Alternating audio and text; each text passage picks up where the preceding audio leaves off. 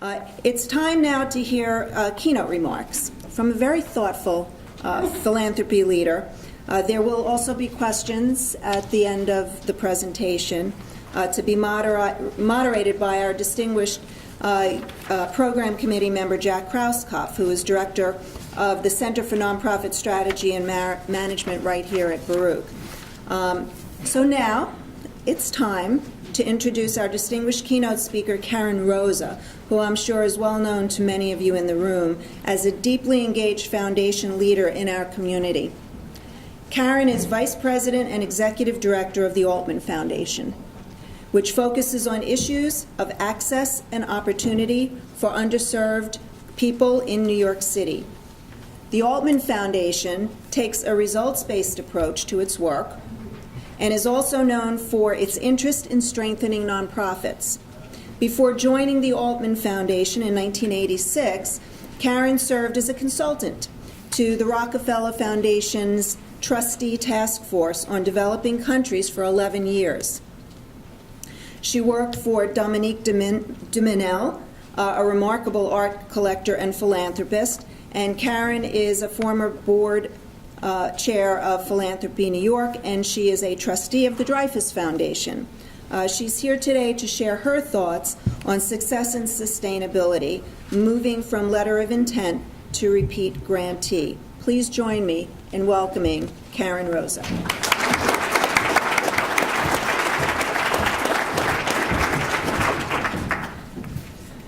Thank you, Claire. Actually, I was at Rockefeller for 1 year and worked for Mrs. DeMille for 11. Otherwise, I'd be a zillion years old, which is, probably true, but that's okay. Thank you also to everyone involved for giving me the chance to speak to you this morning. In preparing for this talk, I remembered that the Education and Research Foundation was one of my very first grantees when I joined the Altman Foundation in 1986. I joined in March of '86, and in June of that year, at my second board meeting, I presented a grant to help establish a New York philanthropy advisory service at the Better Business Bureau to supply evaluations of nonprofit organizations in this city. We provided renewal grants in 1987, 1988, at which point NIPAS, later known as the New York BBB Charity Accountability Program, was off and running on its own. So that's an ideal success story. We love that. Actually, we still ask in our application whether a grant seeker meets the BBB standards, and we have a long history with the organization, and I'm glad to be here with you this morning. The Altman Foundation has a long history with a lot of organizations in this city, and that's part of what I want to talk to you about. We were launched in 1913 under the will of Benjamin Altman, and he was the founder of the B. Altman and Company department stores, and we celebrated our centennial last year. He was a bachelor, had no children, and when he died, he left controlling interest in the stores to this foundation that he had set up. So whenever anyone bought anything at Altman's, the profits went to charity. They never told anybody because they didn't want people asking for money, but it would have been a great marketing strategy if they had. Because of tax reform, the foundation had to sell the stores. That happened in 1985, and the foundation began the second phase of its life in 1986, which is when I joined the staff. It never fails to amaze me that we still have among our active grantees organizations that were originally funded during the first 2 decades of the foundation's life, grant records that go back to the 1920s and before. If I'm a nonprofit and I'm learning this, I'm hearing this, I'm wondering, so what is it that brings a grantee into the fold in the first place? And then what is it that keeps the funding going? Not necessarily every year, but over the long haul. Either what's the secret sauce, or what do I have to do to be in that number, whether with Altman or with another funder? And it occurred to me that for those of you who might never have worked in a foundation, the application and reporting process might seem to be something of a black hole. You send in all this information, but it's not clear where it goes, how decisions are made, or how any of your material is used. In some cases, actually, it might feel more like the Roach Motel. Proposals go in, they never come out, and we try very hard not to be that foundation, but I know there's at least one person in this room who would disagree, and I'll talk to you later. But anyway, I thought I would walk you through the proposal process at one foundation. What are the questions we ask ourselves up front? and the internal considerations we bring to new proposals, and what are we looking for at the end of the grant period when we are making decisions about renewals. Again, this is one foundation, and you can't generalize. But I think that there are some common themes at other funding sources. And please bear in mind that grant making is not a science. There are always quirks. Every proposal is fabulous. It's always someone's baby, but not all proposals work for all foundations, and that's just a reality. The place to start, of course, is with the guidelines, and that includes the list of things that we cannot or just do not do. We do not make grants to individuals. We don't fund programs outside of New York, things like that. We've spent a lot of time on our guidelines trying to give applicants a clear sense of the results that we hope to achieve, or what, to use investment language, we want to buy. This is the first screen. All proposals go through this initial review. The Foundation's program and administrative staff meet each Monday as a group to go over the proposals that have come in, the proposals and the letters of intent, or LOIs, that have come in over the week before. The first question, of course, is does this request fit anywhere within our guidelines, mission, and program priorities? We try to start from yes. We don't start from no. We try to start from yes. Does this work for us? If a request is clearly and unmistakably not for us, for example, a one-off event unrelated to work we're already doing, a request for capital equipment or construction, the process stops there and the request is turned down. The remaining requests are distributed by program area and field of interest to our program officers. We are all expected to come back the next week prepared to talk about these requests and about other things that we're working on at the same time. And the benefit of this is that we all get to talk about what's going on with proposals. We all get to see what's coming in, and we share the information about what we're learning from the other work that we're doing. And I think it also helps to break down some of the silos that even in a small foundation can grow up if you're only talking to people in your own field. You don't want to be funding something here, your other program officers funding here, and the two programs are never talking to each other. So we try to work across fields. One of the difficulties for a foundation that tends to stay with programs over extended periods of time and that does not have an automatic sunsetting policy is how to weigh the needs of longtime grantees against those of new organizations that do fall within our guidelines and program interests. When times are flush, we can be more flexible about this, but since 2008 we have not been in growth mode. The end result is that basically all organizations applying to the foundation are competing against each other for a limited pool of funding, with renewals having an edge. They all go through the same screen. And also in any given year, special needs and priorities can arise, as for example those created by Hurricane Sandy, or by issues around the development and implementation of healthcare reform. You heard a little bit about that. That's something we're looking at in a more systemic way with our grantees.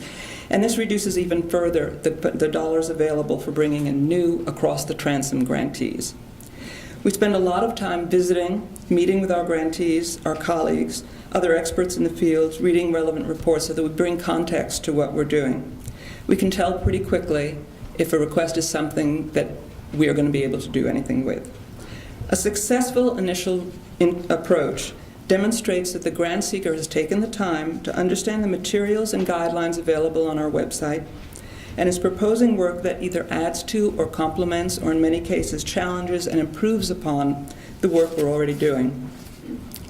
It would have a strong program design, it would be oriented toward results, it would appear to have the right people, or be seeking to put the right people on the bus. And in the ideal world, this doesn't always happen, but in the ideal world, they've already given some thought to how they will continue the work after the Altman funding ends. In the case of an LOI, if it seems to be a likely prospect, we'll set up a phone meeting or a site visit to discuss the submission of a full proposal. We're also likely, and you heard about this as well from my predecessor here, if an organization is completely new to the Altman Foundation, to ask for audited financials before even accepting a full proposal. I'm not sure that nonprofits realize this, but we fall in love with the projects we're working on and that we're funding. And you don't want to go too far down that path and then find out there's no money and you shouldn't have been there in the first place. So at our shop, program trumps finances until it can't, but we don't go out of our way to look for problems right at the outset. Our CFO goes over the audit line by line. of every organization that we have under serious consideration, and we track the financial consideration, the condition of our grantees from year to year. Finances also tell us a lot about governance, and that's an important issue for us. Once the request has gone through initial screen about is this something in which we might want to invest, we have a standard set of questions that we run through as we review proposals. These are reflected in our guidelines, but we also use them in our discussions. Is an organization clear about what it's trying to accomplish? And are the results targets it is setting for itself, because they do set them for themselves. We do not set the result targets. We work with our grantees. They tell us what it is that they want to have us looking at the end of the year. Are these set at a compellingly high level relative both to what would have happened without the program and to the nature of its participants? Do key people have the attributes and capabilities to predict success? And there's a panel later today on developing talent, and I'll be very interested in hearing my colleagues talk about that. Are there governance issues? Is there a strong record of prior achievement? Is it designed with the appropriate density and duration to make a difference? Is the timing right for the grant seeker, for the organization, for the field, for the political context? Is it dependent on partners or intermediaries, and is there some evidence that there is commitment? This has turned out to be a real issue for organizations, and it's something that we ask about up front now, because partnerships and failed partnerships can derail programs. Would this be the best use of our money, given everything else that's available to us? And do secondary impacts, beyond the direct results of the project or program itself, add significant value to the investment of Altman dollars? The proposal is the jumping off point, not the end. It's the jumping off point for discussion about all of these. All are significant, but the issue of results and result targets seems to be the one that gets the most attention outside of the foundation. We know that setting meaningful targets and then tracking and documenting progress against those targets can be daunting. Some programs lend themselves to this approach more easily than others. Arts programs seem to find this particularly challenging. As Hung Yi Lee Krakauer, one of our grantees from the Queen's Council on the Arts, once asked in a piece for grantmakers in the arts, how do you measure wonder? But that train has left the station. It would be great to have funding sources that just think you are terrific and support you to do what you do with little in the way of reporting requirements. And individual donors and some foundations are a crucial source of this kind of critical bread and butter support. It's worth noting here, though, and you heard a bit about this before also, that according to Giving USA, contributions from individual donors made up between 72 and 73% of the private dollars given to U.S. nonprofits in 2013. That does not include bequests. That's just, gifts from living donors. With foundation dollars representing a distant 14 to 15%. And I don't need to tell you that all of these are dwarfed by public funding. Foundation dollars come at a high price. It's a lot of work to get foundation grants. So strengthening your ability and the ability of your board to raise funds from private individuals could be the best capacity building project you could ever take on. In any case, for us, as for many of our colleagues, being able to articulate what you are actually accomplishing for the individuals and communities you serve, to set and measure progress toward result targets, and to improve practice based on what you are learning as you strive to achieve these targets are essential parts of the picture, even if what you're receiving is flexible money or targeted general support, as Chuck Hamilton at the Clark Foundation used to call it. This is not evaluation in the traditional sense of the word. It is performance management. As TCC has stated in its report, research shows that organizations that engage in iterative performance management raise more money than organizations that do not. And there are good proxies for wonder. It might be engagement, having people stay with you or come back to see what else you are offering, or many other measures. Being able to collect meaningful data, not just so that you can say you have measurable outcomes, but so that you can use this data to improve your results and your practice across your organization will only become increasingly important in the future. I'll go back to Hung Yi because she said something I love. She said she refers to this as data compost, as organic, natural enrichment of the creative process. She goes on to say, composed of what has been discarded, as well as what should be included, this metaphoric meme contains the vestiges of failure and the seeds of best practice, invigorating the growth of a new season's future harvest. Our grantees set their own result targets, but they do have to have them. And they do report on their progress in achieving these targets at the end of the grant period, and we, in turn, have to report on this progress to our board. In the course of these reviews and discussions, it becomes clear whether or not we should move forward with a proposal and present it to our board. Last year, we funded about a third of the total number of proposals and LOIs that came into the foundation, and that number has been relatively steady over the past few years. Generally, by the time we take something to the board, we have a pretty good sense of whether or not it will be successful. However, we do not make grants. Our trustees do. And my president is here, and she's fantastic, and our board is engaged, informed, they ask hard questions. But let's assume that everything goes well and your proposal is approved. We've got an initial success, and we're starting to build a relationship. You heard about trust, and that is a critical piece of any relationship, and that's what we're working towards in building this relationship. And as you proceed with the work we're helping to support, we're beginning to think about sustainability on many fronts. At the end of the first grant period, we will obviously be looking at the progress you made toward the result targets you had set, but we'll also be looking at the challenges you may have faced, whether external or internal, at how you address them, and at what you and we can learn from those. Were there problems with staffing at the program level or transition at the executive level? Problems with the model itself, with its implementation? Did partners and intermediaries come through? Did key events happen on time? Was the projected level of resources needed, time, money, personnel, adequate for the successful execution of the work? We know that things will not always run smoothly. We do not expect perfection. But what we are looking for is evidence that when there are challenges, the grantee has the resources and the capacity to identify them, learn from them, and course correct, and respond effectively to them.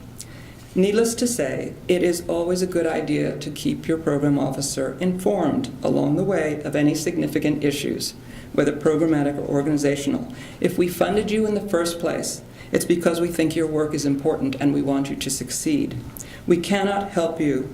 Major surprises are not a good thing. This is never a good thing. I don't want surprises from my board. So the more you talk to us, the better.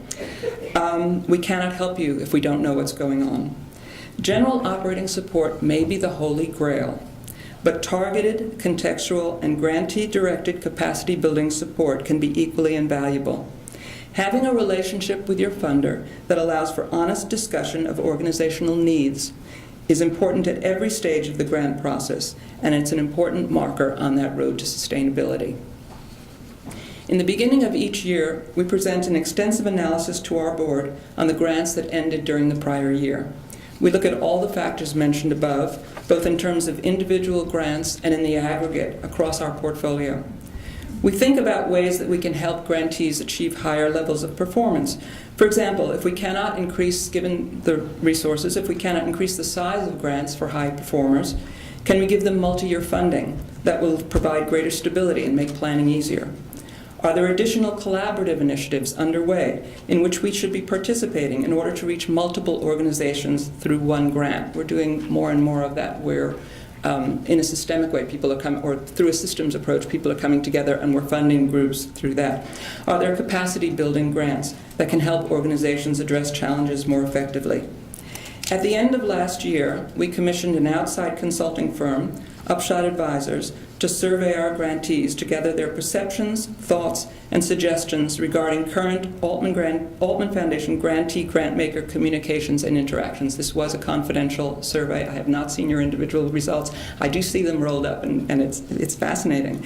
The survey also gathered incredibly useful information about grantee experiences with online applications, which is something we're working on, but that's a topic for a whole other conversation.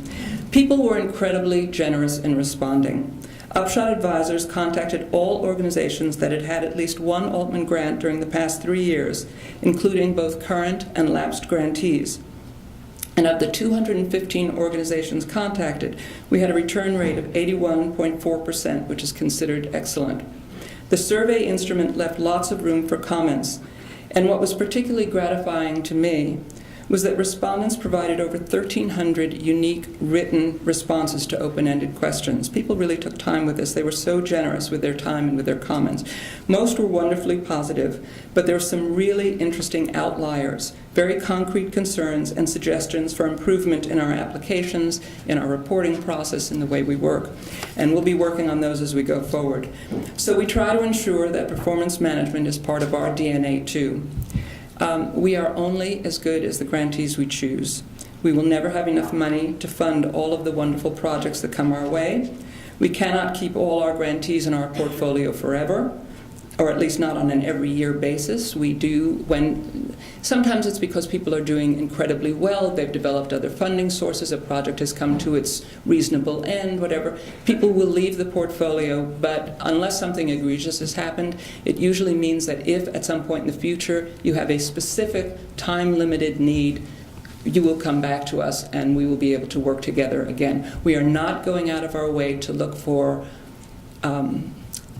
one-off small programs looking for general support that really want to be funded forever and ever. It's just not something we can take on at this time. And also, not every project belongs at the Altman Foundation in the first place, but every foundation is different. There are a lot of them. As you know, it's a matter of doing the homework and finding out who matches. But it seems to me that being able to answer the kind of questions that we're asking will help you tell your stories in the most compelling way. We're grateful for what you do, and I will say that Altman grantees fill us with wonder. So thank you.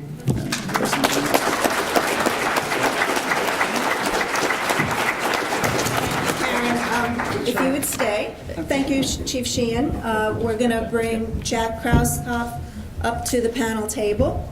And those of you who have questions, we will be giving them to Jack Krauskopf, who will be moderating with Karen Rosa. I'm still not sure I understand the question. It's is the Altman Foundation enthusiastic about requests for help, financial and otherwise, in figuring out how to best measure its impact? There's no way that we can measure our impact at all without having grantees that we are enthusiastic about. If the question is, do we want to help the grantees figure out how to measure their impact, which I think might be the question. That depends. If it is an organization that's working in the fields that we want to be working in, that is something that we should be looking at and working on, then yes, helping you. We do provide capacity building grants, and capacity building grants for data management, data collecting, all of that is something that we do. We had a wonderful project, Prep for Prep, for example, has been a grantee of ours for 1 million years. And we have twice funded them to develop very powerful data management systems. And with those systems, they are able to track what has happened with students from the very beginning of the program, from the earliest days of the program. They also had tremendous pro bono assistance from Citibank, who digitized thousands and thousands and thousands of pages of records for them. And with that, not only are they able to tell what kind of matches are best, what the profile of a student that looks like this is going to be a student who does best in a school that looks like this, but it also allows them to reach out to their alums. They have thousands of wonderfully, magically educated students out there now who are now joining their board, who are important supporters of theirs, and that wouldn't have happened without a really good database and data management system. So that can be a very useful technical assistance project. We fund all kinds of things. We fund strategic plans. We've helped organizations with executive transitions. There's a whole range of things in the capacity building area that we do look at. And in fact, for grantees, we used to only do technical assistance and capacity building for, we don't do it, you choose the people you want to work with, but we used to only fund it for organizations that we were already involved with. And it seems to me that sometimes when there's a group that is really on target for us, but not something that we can pick up on a long, ongoing kind of way, a capacity building grant is a great time-limited way to come in, help with something that will help you move on to the next phase. So actually, it's a great question. I'm sorry I was slow about picking up the answer, the meaning of it. Here's a question about sustainability, which you mentioned. To be frank, when reading grant guidelines that they ask for a sustainability plan, I sigh hourly before I start writing. What are funders looking for when they ask for this? Is it different than a fundraising plan? Well, that's interesting. Yeah. Fundraising is clearly a big part of it. If you are starting a project, are you thinking about, is it something that is so essential to what you're doing that you are willing to devote general operating support dollars to it over the long term? And are you willing to do what is needed to raise those dollars? Sometimes, it depends upon the field. In some cases, we don't do a lot now in foster care, for example, but I remember once something was brought into the administrative rate, it could be kept in the administrative rate. It was a matter of launching something, seeing that it has value, being able to show that it has value, and then it would be supported. We used to say government will pick it up. That is not the reality anymore. But I still think, and when you think in terms of the numbers, in terms of what foundation dollars are relative to what else is out there, the best place for us is still not jumping from new to new to new to new, but helping you to try out things that are really critical to what you do, to see if they make sense for you, if they have value, and then working with you to see how those things can continue to be part of what you do over the long term.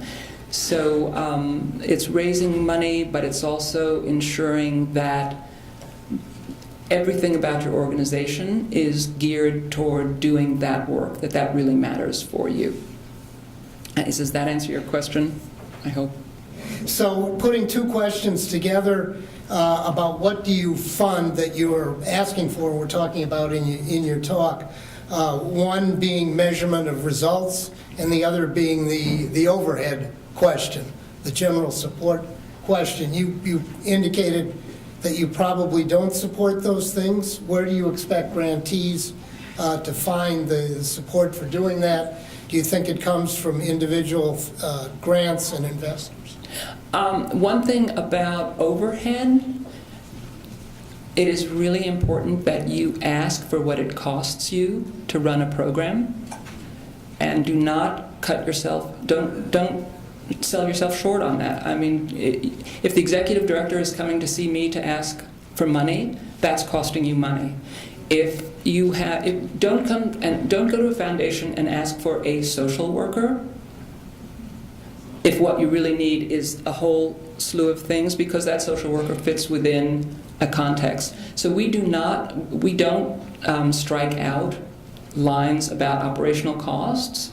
We include that as part of your project budget, and I think that foundations do need to do a better job of recognizing that it costs money to do good programs, and foundations themselves have to realize that. But as Jane Engelbart always says, it's like a tomato plant. You've got this great tomato here and this really skinny stalk, and the tomato's getting heavier and heavier and heavier. That doesn't work over the long term for us, and it's not going to work for you. So while we might not be giving general support, here's money, do whatever it is you want to do with it, we might be saying, okay, this is what you want to work on, what does it cost you to do it, and build into your budget what that actually is. We don't expect it to come out of the air, but we do expect you to be aware of what actually belongs in that budget and what doesn't. We do, with very large organizations, cap what they call, administrative expenses. If it's a huge hospital or something like that, given the resources that we have, it's really not our position to be paying too much of that. And a follow-up question on evaluations. Do you value metric evaluations over anecdotal, experiential commentary in evaluating success of programs? I'm so glad you asked that question, because I have a favorite story about that. Many years ago, Suwannee Hunt, who was involved with the Sister Fund, said, "The plural of anecdote is not evidence." And I thought, I sort of took that as gospel. I thought that was a really important thing. And then I read this wonderful book by Temple Grandin, who's an anthropologist. Is she an anthropologist? Anyway, she works on animal issues. And she said that in the anecdotes there is truth. And I think that it's a matter of being able to collect those anecdotes and really do analyze them and roll them up in a way that tells the story. That is a kind of data, but you need to be very intentional about how you use those stories. It's not about, even if it ever was, it's not about writing beautiful proposals with stories that make people cry. It's about talking about how these anecdotes show that you have made a difference for the populations, the people, the communities with whom you work, and then being able to show how our funding can help you do more of that.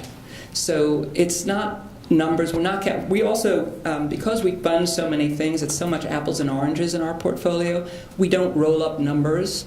I don't go to my board and say, we put X number of kids in college or something like that. What we're looking at are, in our guidelines, we talk about the results that we're hoping to achieve.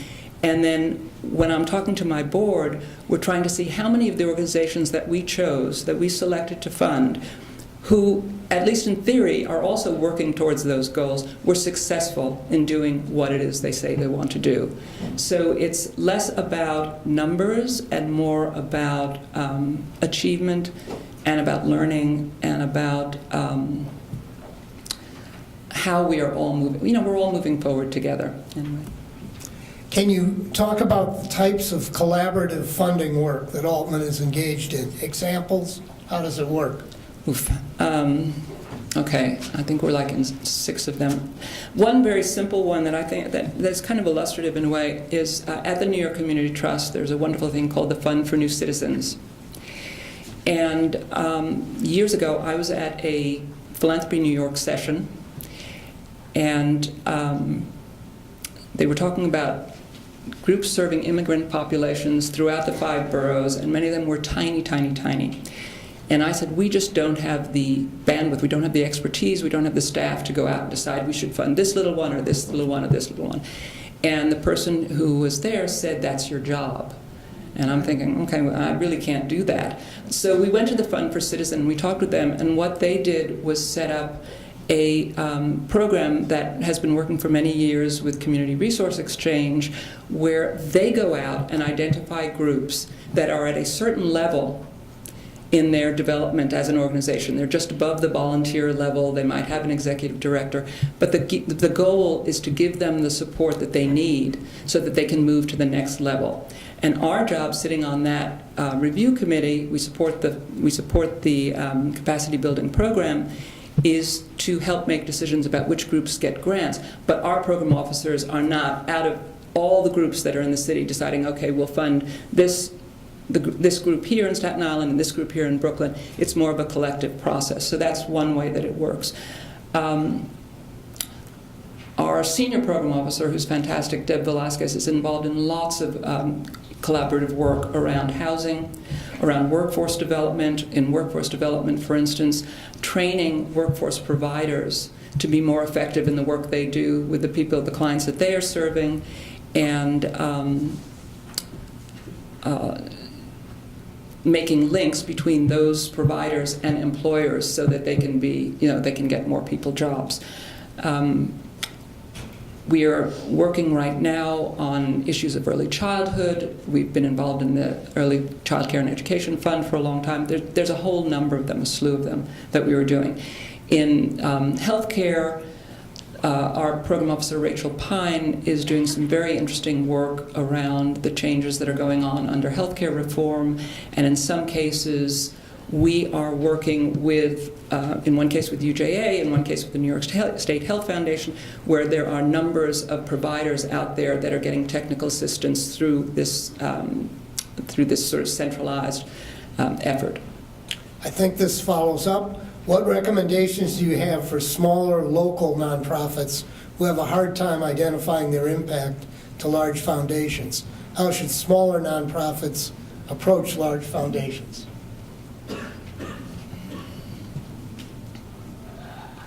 I think you need to be careful about which foundations you're approaching. In some cases, it's just not going to, I hate to say it, but it's just not going to work. There are foundations that really do specialize in small grassroots organizations, and they will have a very different process. They know more about you. It might be that it is through a collaborative approach, a group of organizations approaching people. Could be something like Zone 126, where a grant goes to one geographic area, and several organizations in that area are getting support through that.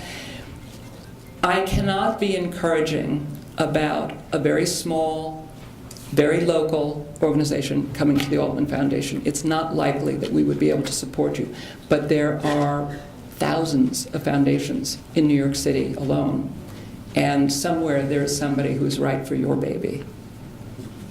So there are lots of very good questions still on the table. I'll give those to Karen, but I'm getting the sign that our time is up. Thank you all for what you do.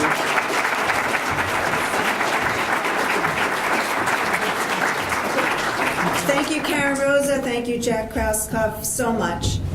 It was a great exchange. I wish we had a lot more time to go over all the questions that we had. By the way, we do encourage tweeting. You've seen hashtag BBB Charity up there. Tweet away. And saying I want to thank Baruch for their free Wi-Fi today. I think we had the password up in one of the slides. We will now take a break. We'll go outside. There's coffee. And we'll be back in our seats by 10 o'clock. Thank you.